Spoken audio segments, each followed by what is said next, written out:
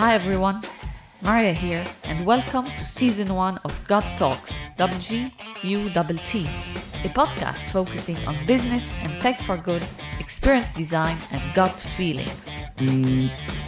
Well, consider that the startup business experience from the entrepreneurship point of view was very interesting for me because it gave me the possibility to experience directly what be an entrepreneur means.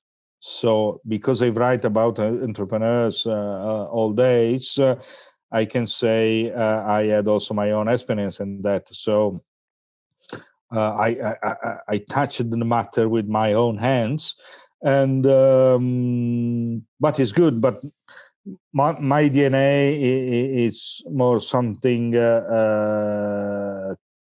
closer to be a journalist or to help the ecosystem than to be an entrepreneur. So sounds good for me. And most of all, the digital 360 group that bought Startup Business on 2015. It's a great group, and I keep developing Startup Business as the other online magazines that I have.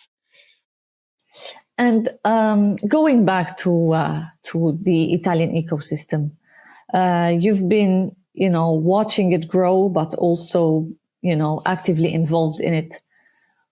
How is the investment landscape here, and what does it need to thrive?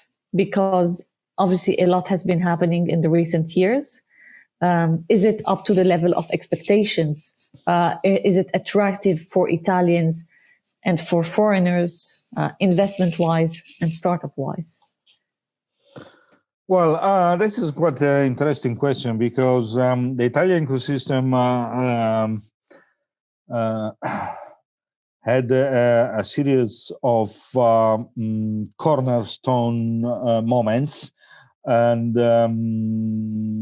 now and today, of course, is much different as it was just let's say 10 years ago. The first main cornerstone was in 2012 when the Italian government for the first time approved, let's call it a Startup Act, that it's a specific law that helps the innovative companies under specific characteristics to gain some incentives and specific rules in order to be able to grow up faster in the early stage phases. But this law had also was also important because it brought the startup phenomenon on the public stage. So today, everybody knows what a startup is. Everybody knows what developing a venture in order to transform an idea in a company is. And this was quite an interesting cornerstone. Of course, this law was written in the 2012, sorry, and now 8 years after, it probably needs an upgrade because in the startup world, the time it's run very fast, and the things are changing very fast. But was important for the Italian ecosystem. The other big thing for the Italian ecosystem, in my own opinion, is the fact that during the last 10 years, some of the startups that were born at the beginning of the ecosystem era now are scale-ups. So are big companies. They are hiring people. They are developing technologies, services, and products. They are already on the international markets.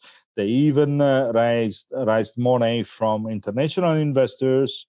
So this is the best example of the fact that you can start and grow an innovative companies starting from Italy and become, a scale up able to compete on international level and able to raise money on international markets.